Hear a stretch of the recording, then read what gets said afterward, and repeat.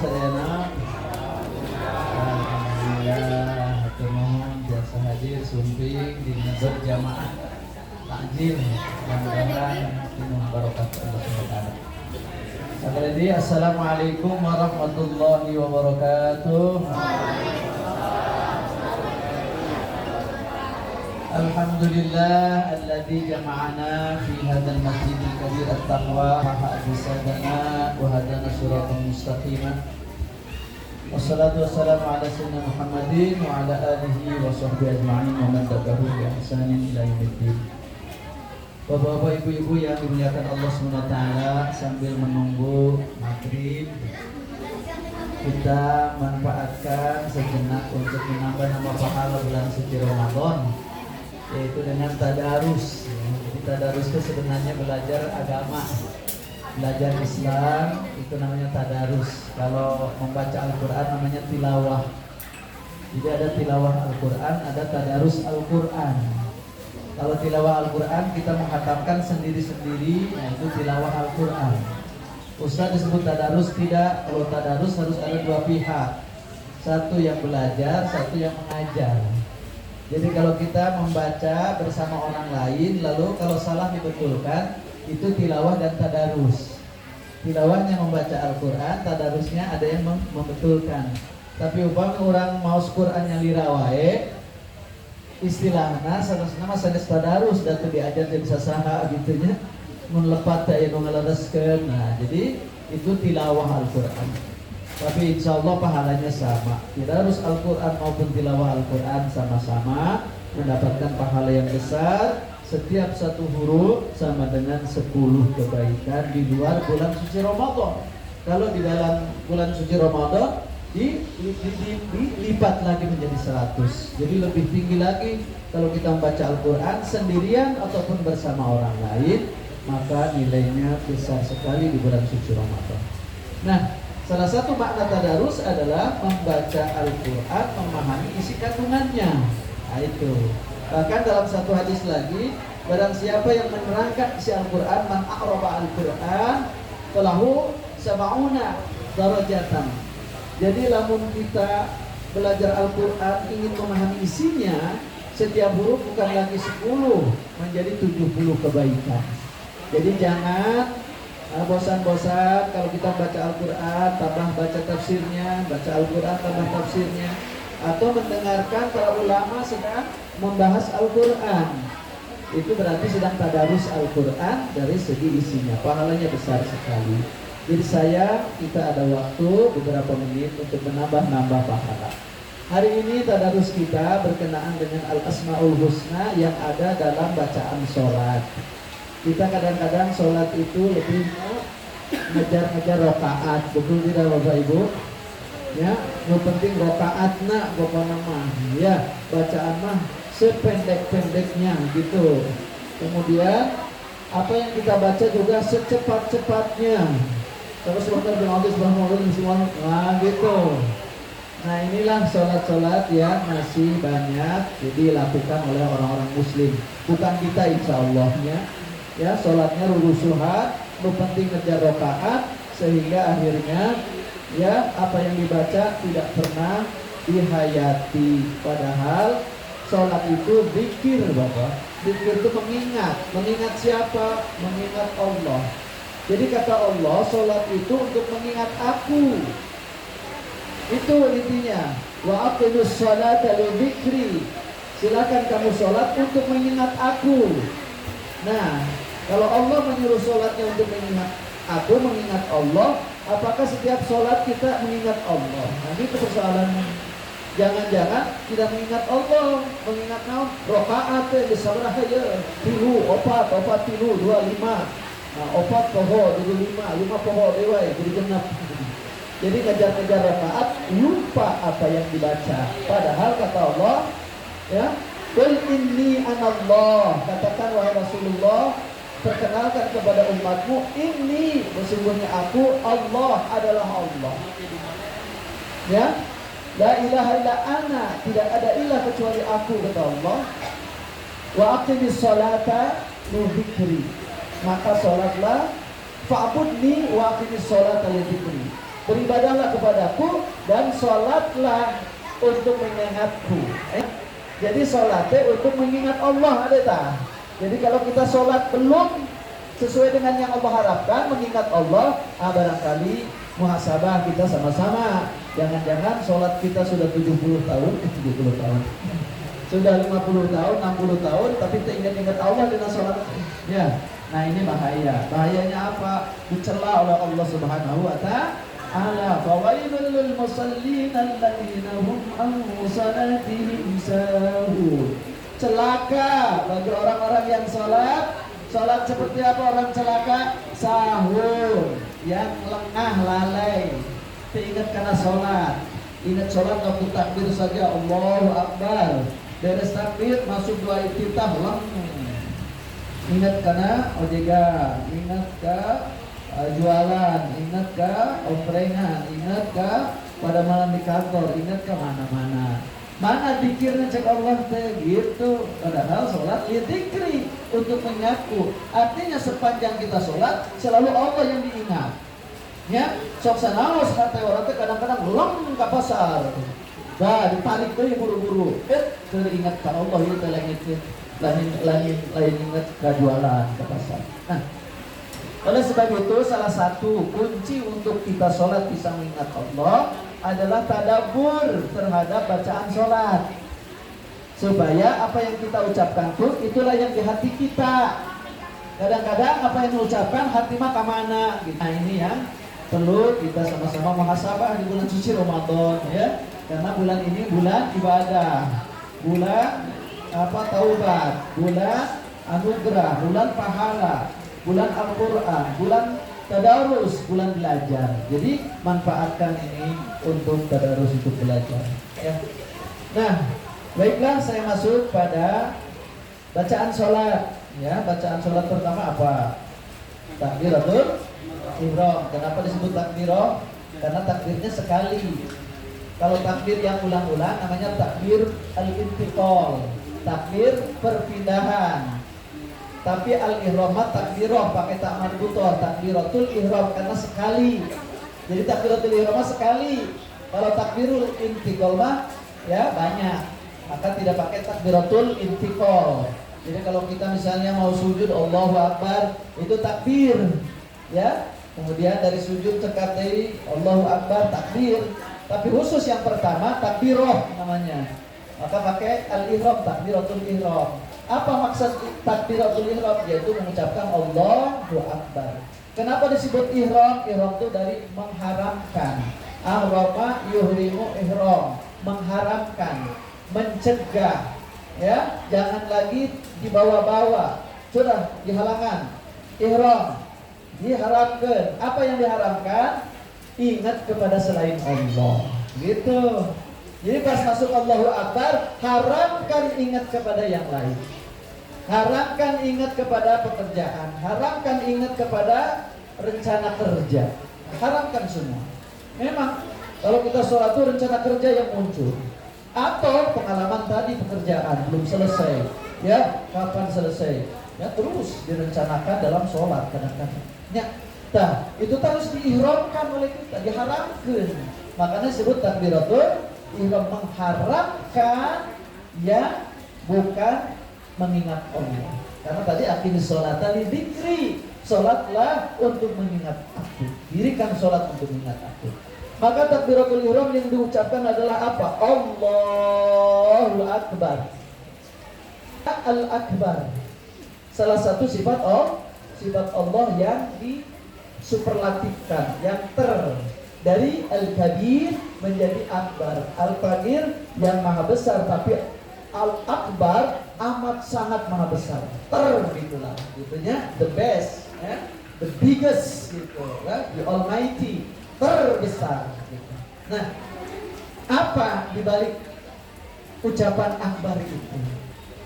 Tadi yang lain-lain sudah kita ihramkan, sudah kita halangi, sudah kita kecilkan.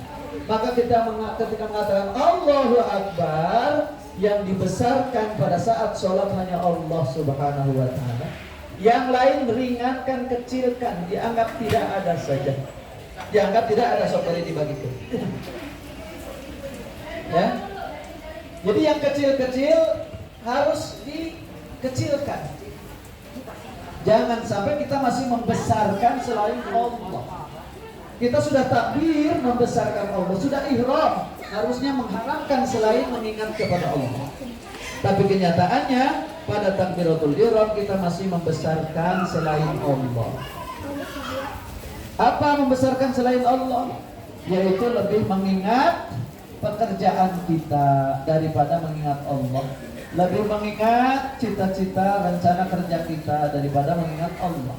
Berarti kita belum akbar, belum mengagungkan Allah. Sudah mulai takbir saja kita sudah belum mengagungkan Allah. Padahal akbar itu Allah maha besar, yang lain kecil-kecil. Kebesaran Allah itu nanti diulang lagi ketika kita membaca doa iftitah yang Allahu Akbar kabira. Ketika kita mengatakan Allahu Akbar kabira, tambahannya kabiron. Kenapa Ustaz tidak Allahu Akbar saja tambah kabiron? Kenapa harus diberi kabiron? Kenapa harus baca kabiron dan tidak Allahu Akbaru kabirun? Nah ini kita menelaah sekarang, tadarus sekarang. Apa hakikat kabiron? Perbedaannya dengan akbar apa? Akbar itu terbesar, maka yang lain semua kecil. Ketika kita takbir, kecilkan semua, besarkan Allah. Hanya Allah yang ada di depan kita. Kabiron ini sifat sabit, sifat yang menetap pada diri Allah, bahwa kebesaran Allah itu sempurna. Ada orang dianggap lebih besar dari kita, terbesar mungkin di negeri ini, terbesar di provinsi ini. Tapi kebesaran-kebesaran makhluk itu tidak mutlak, karena tidak ditambah kabiron. Kalau kabiron, ay kaunuhu kabiron, keberadaan Allah selalu maha besar. Jadi maha besarnya sempurna. Kalau kebesaran makhluk mah biasanya bergandeng kepada yang lain. Seorang presiden besar karena jabatannya, seorang hartawan besar karena kekayaannya, manusia besar karena kekayaannya, maka ketika kekayaannya habis menjadi kecil. Betul tidak? Seorang besar karena jabatannya, maka ketika jabatannya hilang menjadi kecil. Betul tidak? Itu tidak kabiron itu. Sementara Allah Subhanahu wa taala kemahabesarannya tidak pernah luntur, tidak pernah berhenti. Kapanpun, di mana kita mau kita taat tidak taat kepada Allah, Allah tetap maha besar. Mau kita sujud ruku kepada Allah atau tidak, Allah tetap maha besar. Mau kita maksiat kepada Allah, Allah tidak pernah mengecil karena kemaksiatan kita. Sebab ketika kita mengagungkan Allah, yang akan mulia diri kita. Ketika kita mengagungkan Allah, kita ikut besar. Artinya apa? Yang membuat besarnya manusia adalah ketika dia istiqomah di dalam jalan takwa. Yang membuat manusia mulia ketika manusia tetap di jalan Allah. Maka Allah tidak akan menghinakan. Kalau manusia itu ya besarnya karena Allah, mulianya karena Allah, maka sekalipun seluruh dunia menghinanya tidak akan pernah terhina. Gitu. Ya. Jadi kebesaran Allah itu kabiron, kebesaran yang abadi, kebesaran yang tidak pernah dipengaruhi oleh makhluk. Makhluk mau sujud ruku tidak perlu tidak merusak kebesaran Allah. Kenapa? Karena ibadah kita bukan untuk kepentingan Allah. Ibadah yang kita lakukan adalah kepentingan kita. Kita sholat kita yang berkepentingan, kita sahur kita yang berkepentingan. Maka Allah tidak pernah rugi karena kita tidak menyembahnya. Innallaha ghaniyyun 'anil 'alamin. Allah itu maha kaya, tidak butuh makhluknya. Tetap besar, kabiran. Beda dengan kita, kebesarannya bergantung kepada sesuatu yang lain. Itulah saja barangkali sebagai hikmah Ramadan, tadabbur, tadarus tentang sifat Allah yang ada dalam bacaan sholat, mulai dari takbiratul ihram, ditambah sedikit tentang doa kita. Insyaallah kalau kita ada waktu besok kita lanjut lagi tadabbur tentang doa iftitahnya sampai tuntas, supaya ketika kita berdoa iftitah itu ada terasa getarannya pada hati kita, sehingga menambah terus ingat kepada Allah ketika kita membaca doa-doa iftitah dan doa-doa lainnya. Terima kasih atas perhatian. Mohon maaf atas segala kurangan. Mari kita bersama-sama bersiap-siap untuk menunggu azan maghrib dan untuk takbir bersama. Terima kasih atas perhatian dan kurangan. Mari kita bersama-sama berdoa. Allahumma laka sumtu wa bika amantu wa ala rizqika aftartu bi rahmatika ya arhamar rahimin. Terima kasih, mohon maaf. Assalamualaikum warahmatullahi wabarakatuh.